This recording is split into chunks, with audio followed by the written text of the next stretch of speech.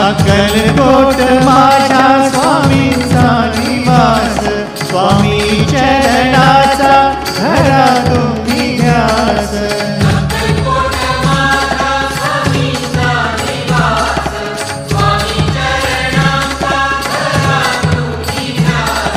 जारे जारे सारे स्वामी दर्शना, अक्कलकोट माझ्या स्वामींचा निवास, स्वामी चरणाचा धरा तुम्ही ध्यास.